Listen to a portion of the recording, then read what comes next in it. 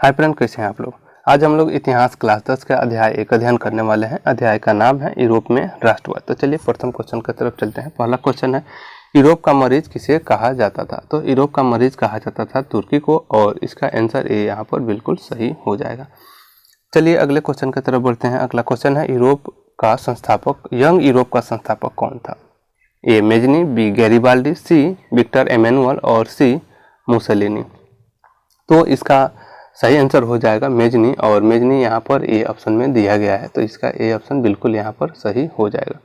अगले क्वेश्चन की तरफ बढ़ते हैं। अगला क्वेश्चन है, यूरोपीय सभ्यता का पालना किस देश को कहा जाता है। तो यूरोपीय सभ्यता का पालना किस देश को कहा जाता है। A Italy, B Europe, C Spain और डी यूनान।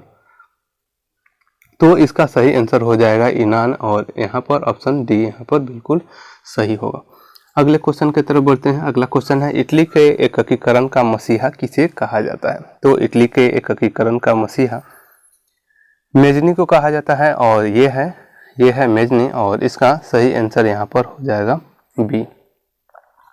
अगले क्वेश्चन की तरफ बढ़ते हैं। अगला क्वेश्चन है, यूरोपीय राष्ट्रवाद से प्रभावित होकर किस भारतीय शासक ने जैकोबिन क्लब की स्थापना की थी। तो भारतीय स्वतंत्रता संग्राम में एक व्यक्ति हैं टीपू सुल्तान, इनको काफ़ी इनकी सराहना की गई है, और ये यूरोपीय राष्ट्रवाद से काफ़ी प्रभावित थे। तो यहाँ पर आंसर इसका भी बिल्कुल सही हो जाएगा। अगला क्वेश्चन फ्रांस की क्रांति से है। फ्रांस की क्रांति का प्रमुख कारण क्या था। जो फ्रांस में क्रांति हुआ था ना, उसका कारण क्या था। ए प्रजातंत्र शासन, बी निरंकुश शासन, सी गिरफ्तारी पत्र और डी मनसबदारी प्रथा। तो यहाँ पर फ्रांस में जो क्रांति हुई थी, यह क्रांति निरंकुश शासन व्यवस्था से परेशान होकर के हुआ था, और उसके कारण से हुआ था। तो निरंकुश शासन कहते किसे हैं, एक ही व्यक्ति के हाथों में पूरे शासन का बागडोर या कंट्रोल चला जाता है, तो उसे निरंकुश शासन कहते हैं। तो यहाँ पर आपका आंसर बी एकदम बिल्कुल सही होगा, तो यहाँ पर बी आंसर सही होगा। अगला क्वेश्चन है मेजनी से। तो मेजनी का संबंध किस सेना से था। मेजनी का संबंध किस संगठन से था। एक लाल सेना, बी कार्बोनरी, सी फिलिक हेटोरिया और डी डायट। तो मेजनी का जो संबंध है, मेजनी का संबंध कार्बोनरी संगठन से था। यहाँ पर बी आंसर आपका सही होगा। अगला क्वेश्चन है, किसने अपनी कूटनीति के बल पर इटली की समस्या को संपूर्ण यूरोप की समस्या बना दिया था। तो यह कूटनीतिज्ञ कौन था। ए काउंट काबूल, गैरिबाल्डी, सी मेजनी और डी विक्टर एमेनुअल। तो यहाँ पर जो कूटनीतिज्ञ था काउंट काबूल था, और इसने इटली की समस्या को पूरे यूरोप की समस्या बना दिया था। तो यहाँ पर इसका ए आंसर सही होगा। अगला क्वेश्चन है, विलियम प्रथम कहाँ का शासक था। विलियम प्रथम से क्वेश्चन है कि यह विलियम प्रथम जो था किस देश का शासक था। इटली, पर्सा, ऑस्ट्रिया, यूनान का। तो जो विलियम प्रथम है, यह विलियम प्रथम आपका शासक था, यहाँ पर बी पर्सा का। अगला क्वेश्चन है, जलवेरिन राज्य से। यहाँ पर जलवेरिन की स्थापना किस राज्य ने की थी। तो जलवेरिन जो राइन राज्य की स्थापना हुई थी, यह किस राज्य ने किया था। पर्सा ने, ऑस्ट्रिया ने, सिडनिया ने और नेपल्स ने। ठीक है, तो जलवेरिन की स्थापना यहाँ पर किया था पर्सा ने, और इसका आंसर ए यहाँ पर सही होगा। अगला क्वेश्चन है, हंगरी की भाषा क्या थी। तो हंगरी की भाषा इतालवी, मैगाइवर, पोलिश और फ्रेंच। तो हंगरी की जो भाषा थी वो कौन सी भाषा थी। तो हंगरी की भाषा थी, वो भाषा थी मैगाइवर, और यहाँ पर आंसर होगा बी। अगला क्वेश्चन है, यंग इटली से। यंग इटली का संस्थापक कौन था। यंग इटली का संस्थापक कौन था। ए काउंट काबूल, बी गैरिबाल्डी, सी मेजनी और डी मुसोलिनी। तो यंग इटली का संस्थापक था मेजनी, इटली का संस्थापक मेजनी था, और यहाँ पर सी आंसर होगा। अगला क्वेश्चन 19वीं शताब्दी से। 19वीं शताब्दी में यूरोप में राष्ट्रवाद के विकास का क्या परिणाम हुआ। तो 19वीं शताब्दी में यूरोप में राष्ट्रवाद का जो विकास होना, राष्ट्रवाद किसे कहते हैं, एक किसी राष्ट्र के प्रति लोगों की जो उम्मीदें हैं या लोगों के प्रति उसके सोचने की जो भावना है, एकजुटता है, यह राष्ट्रवाद को दर्शाता है। और यह क्यों हुआ था, ठीक है ना। समाजवाद का विकास, उपनिवेशवाद का विकास, राज्यों निरंकुश राज्यों की स्थापना और राज्यों की पुनर्स्थापना। तो 19वीं शताब्दी में राष्ट्रवाद का विकास के कारण यह हुआ कि वहाँ पर राज्यों की पुनर्स्थापना हो गई थी, और यहाँ पर इसका डी आंसर बिल्कुल सही होगा। अगला क्वेश्चन है नेपोलियन संहिता किस वर्ष लागू किया गया था। नेपोलियन संहिता या नेपोलियन कोड की स्थापना कब की गई थी। नेपोलियन संहिता या नेपोलियन कोड की स्थापना किया गया था, यहाँ जो डी ऑप्शन में दिया गया है 1804 ईस्वी में। 1804 ईस्वी में नेपोलियन संहिता की लागू की गई थी, तो यहाँ पर इसका डी आंसर सही हो जाएगा। अगला क्वेश्चन है वियना सम्मेलन से वियना सम्मेलन या वियना कांग्रेस का अध्यक्ष कौन था। तो वियना सम्मेलन कांग्रेस का अध्यक्ष कौन था। तो यहाँ पर ए नेपोलियन, बी लुई 18वां, सी चार्ल्स दसम और डी मेटरनिक। तो वियना सम्मेलन का अध्यक्ष था मेटरनिक। कौन था, यहाँ पर डी आंसर इसका हो जाएगा। अगला क्वेश्चन है मेटरनिक की व्यवस्था का उद्देश्य क्या था। तो मेटरनिक व्यवस्था का उद्देश्य क्या था। गणतंत्र राज्य की स्थापना करना, प्रजातंत्र की स्थापना करना, पुरातन व्यवस्था की पुनर्स्थापना करना और नेपोलियन की पुनर्स्थापना करना। तो जो मेटरनिक की व्यवस्था थी, इस व्यवस्था में पुरातन व्यवस्था की पुनर्स्थापना करना था। जो पुरानी व्यवस्था थी उसको पुनः स्थापना करना यह मेटरनिक चाहता था। तो यहाँ पर इसका आंसर हो जाएगा सी। अगला क्वेश्चन है सिडना से। तो सिडान का युद्ध किसके किसके बीच हुआ था। ऑस्ट्रिया पर्सा, पर्सा और डेनमार्क, सी पर्सा और फ्रांस और डी इटली और रोम के बीच। जो सिडान का जो युद्ध हुआ था, यह युद्ध हुआ था पर्सा और फ्रांस के बीच में। तो यहाँ पर आंसर आपका सी हो जाएगा। ठीक है। अगला क्वेश्चन है किसने कहा था कि फ्रांस जब छींकता है तो पूरे यूरोप में सर्दी जुकाम हो जाता है। मतलब किसने कहा था ये बात कि फ्रांस जब छींकता है तो पूरे यूरोप में सर्दी जुकाम हो जाता है। ए नेपोलियन ने, बी हिटलर, सी मेटरनिक और डी गैरी बाल्डी ने। तो यहाँ पर इसका जो आंसर है, इसका आंसर हो जाएगा मेटरनिक। और मेटरनिक ने कहा था कि फ्रांस जब छींकता है तो पूरे यूरोप में सर्दी जुकाम हो जाएगा इसका। तो चलिए अगले क्वेश्चन की तरफ बढ़ते हैं। अगला क्वेश्चन है बिस्मार्क की विचारधारा किससे प्रभावित है। जो बिस्मार्क था ना, यह किसकी विचारधारा से प्रभावित था। तो यह हेंगेल की विचारधारा से प्रभावित था।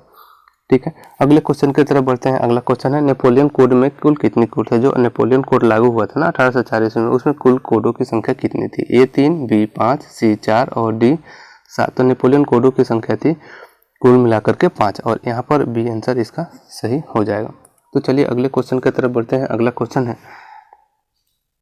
जर्मनी एवं इटली के एकीकरण के विरोध निम्नलिखित में से कौन सा था। जर्मनी और इटली के एकीकरण के विरोध में कौन सा यहाँ पर देश था। ए इंग्लैंड, बी रूस, सी ऑस्ट्रिया और डी पर्सा। ठीक है। जर्मनी और इटली के एकीकरण के विरोध में था यहाँ पर ऑस्ट्रिया और इसका आंसर सी यहाँ पर सही हो जाएगा।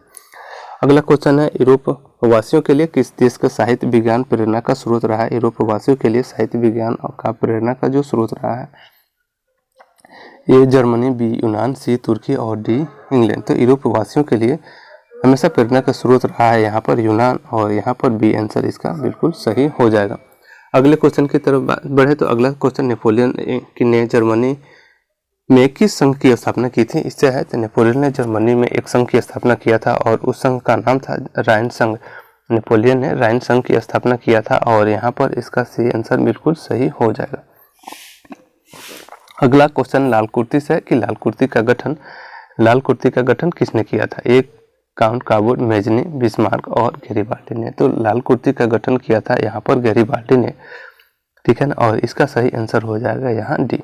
अगले क्वेश्चन की तरफ बढ़े। अगला क्वेश्चन है किस युद्ध के बाद जर्मनी का एकीकरण हुआ था। जो जर्मनी का एकीकरण हुआ था ना, उसके पहले कौन सा युद्ध हुआ था या कौन से युद्ध के बाद जर्मनी का एकीकरण हुआ था। तो यहाँ पर जो सिडान का युद्ध हुआ था और सिडान के युद्ध के बाद जर्मनी का एकीकरण हुआ था। तो इसका डी आंसर यहाँ पर सही हो जाएगा। अगला क्वेश्चन जर्मनिया से है कि जर्मनिया क्या थी। अगला क्वेश्चन जर्मनिया से है, जर्मनिया क्या थी। ब्रिटिश राष्ट्र का प्रतीक था, जर्मन राष्ट्र का प्रतीक था, रूसी राष्ट्र का प्रतीक था या ऑस्ट्रियन सम्राट था। जर्मनी राष्ट्र से है। जर्मनिया किससे प्रतीक का है, किसके प्रतीक से है। तो जर्मनी राष्ट्र के प्रतीक से है। ठीक है। तो चलिए अगले क्वेश्चन की तरफ बढ़ते हैं। अगला क्वेश्चन काउंट काबूर कौन था। जर्मनी का राजा, इटली का प्रधानमंत्री, इटली का राजा, जर्मनी का मंत्री। तो जो काउंट काबूर था ना, यह काउंट काबूर इटली का प्रधानमंत्री था। कौन था, इटली का प्रधानमंत्री था और इसका बी आंसर यहाँ पर सही हो जाएगा। अगला यहाँ पर रोमनीवाद से है। रोमनीवाद क्या है। तो रोमनीवाद राजनीतिक आंदोलन था या एक सांस्कृतिक आंदोलन था या आर्थिक क्रांति थी या धार्मिक क्रांति थी। तो यहाँ पर जो इसका बी आंसर है सांस्कृतिक आंदोलन है। यहाँ रूढ़िवाद एक सांस्कृतिक आंदोलन था और इसका सही आंसर यहाँ पर बी हो जाएगा। अगला क्वेश्चन है जाल्बेरिन एक संस्था थी। जाल्बेरिन कैसी संस्था थी? ए क्रांतिकारियों की, बी व्यापारियों की, सी विद्वानों की और डी पादरी एवं सामंतों की। तो जो जाल्बेरिन थी ना, जो जाल्बेरिन थी यह व्यापारियों की संस्था थी। किसकी संस्था थी? व्यापारियों की संस्था थी और यहाँ पर इसका बी आंसर सही हो जाएगा। अगले क्वेश्चन है सेडोवा के युद्ध में किसकी पराजय हुई थी? जो सेडोवा की युद्ध हुई थी ना, इसमें पराजय किसकी हुई थी? ऑस्ट्रिया की, पर्सा की, नेपल्स की या सेर्निया पेगमाउंट की। तो यहाँ पर जो ऑप्शन दिए गए हैं इस ऑप्शन के अनुसार से देखें तो यहाँ पर ऑस्ट्रिया ए में दिया गया है और यहाँ पर ए इसका आंसर बिल्कुल सही हो जाएगा। अगले क्वेश्चन की तरफ बढ़े तो अगला क्वेश्चन 1830 की क्रांति है 1830 की क्रांति के बाद फ्रांस में किस प्रकार का शासन स्थापित हुआ था? तो जो 1830 में क्रांति हुई थी ना, उसके बाद से फ्रांस में शासन हुआ था। ए राष्ट्रीय शासन व्यवस्था या बी संवैधानिक राजतंत्र, सी निरंकुश राजतंत्र या डी गणराज्य की। तो 1830 ईस्वी में जो फ्रांस में क्रांति हुई थी और उसके बाद से यहाँ पर सैद्धांतिक राजतंत्र की स्थापना हुई थी, जो कि यहाँ पर बी ऑप्शन में दिया गया है। बी यहाँ पर इसका सही आंसर हो जाएगा। अगला क्वेश्चन इटली और जर्मनी के वर्तमान में किस महादेश के अंतर्गत आते हैं? तो देखिए यहाँ पर जो इटली और जर्मनी है यह वर्तमान में किस महादेश के अंतर्गत आते हैं? उत्तरी अमेरिका, बी दक्षिण अमेरिका, सी यूरोप और डी पश्चिमी एशिया। तो जर्मनी और इटली वर्तमान में यूरोप महादेश के अंतर्गत आते हैं। किसके अंतर्गत आते हैं? यूरोप महादेश के अंतर्गत आते हैं। अगला क्वेश्चन है एक्ट ऑफ यूनियन किस वर्ष पारित हुआ था? तो ए 1688, बी 1707, सी 1788 और डी 1807 ईस्वी में। एक्ट ऑफ यूनियन किस वर्ष पारित हुआ था? तो जो एक्ट ऑफ यूनियन है ये पारित हुआ था 1707 ईस्वी में और यहाँ पर बी आंसर इसका सही हो जाएगा। अगला क्वेश्चन है मरियान किस देश के राष्ट्रवाद का प्रतीक था? तो मरियान जो है यह किस देश का राष्ट्रवाद का प्रतीक था? A France, B Germany, C Italy और डी रूस। तो मरियान यह आपका प्रतीक था फ्रांस के राष्ट्र से। किसके राष्ट्र से? फ्रांस से। तो यहाँ आंसर ए आपका सही हो जाएगा। अगला क्वेश्चन है फ्रेंड्स ऑफ इटली नामक संस्था का गठन किसने किया था? ए जियोवर्टी ने, बी चार्ल्स एल्बर्ट ने, सी विक्टर एमेनुअल ने और डी मेजिनी ने। तो जो फ्रेंड्स ऑफ इटली नामक संस्था था इसका गठन किसने किया था? तो इसका सही आंसर हो जाएगा डी मेजिनी ने। क्या इसका आंसर होगा? मेजिनी ने किया था। इसका डी आंसर यहाँ पर हो जाएगा। अगला क्वेश्चन बिस्मार्क क्या था? एक कवि था, नाटककार था, संगीतज्ञ था और कूटनीतिज्ञ था। तो जो बिस्मार्क था ना यह एक क्या था? यह एक कूटनीतिज्ञ था और इसने अपने कूटनीतिज्ञ के आधार पर, चलिए इसका सही आंसर हो जाएगा डी। तो चलिए अगले क्वेश्चन की तरफ बढ़ते हैं। अगला क्वेश्चन चर्चिस्ट आंदोलन कहाँ हुआ था? तो यहाँ पर चर्चिस्ट आंदोलन जो है इसका 4 ऑप्शन दिए गए हैं। ए ऑस्ट्रिया, बी यूनान, सी तुर्की और डी इंग्लैंड। तो जो चर्चिस्ट आंदोलन है ना यह चर्चिस्ट आंदोलन हुआ था इंग्लैंड में और इसका डी आंसर यहाँ पर बिल्कुल सही हो जाएगा।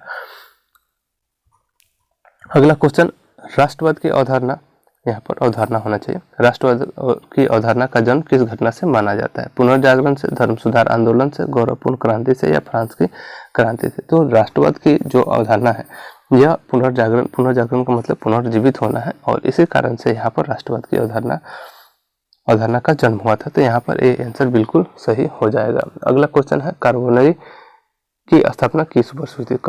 कार्बोनरी राज्य की जो स्थापना हुई थी इसकी स्थापना कब हुई थी? ए 1810, बी 1815, सी 1830 और डी 1848 ईस्वी में। तो यहाँ पर इसका सही आंसर ये हो जाएगा ए 1810 ईस्वी में। अगला लास्ट क्वेश्चन है किस संधि के द्वारा जर्मनी का एकीकरण पूरा हुआ था? तो जो जर्मनी का एकीकरण है ना यह पूरा हुआ था आपका फ्रैंकफर्ट संधि में, ठीक है ना। इसका डी आंसर यहाँ पर बिल्कुल सही होगा। तो आपको ये वीडियो कैसा लगा आप हमें कमेंट करके और ज़रूर बताइएगा। और क्लास 10 से संबंधित और किस टॉपिक के आप ऑब्जेक्टिव क्वेश्चन या आपको इसमें कोई समस्या हो रही है वीडियो देखने में या कुछ आपको ये वीडियो कैसे लग रहा है आप हमें कमेंट करके ज़रूर बताइए। मिलते हैं फिर अगले वीडियो में, तब तक के लिए बस इतना ही।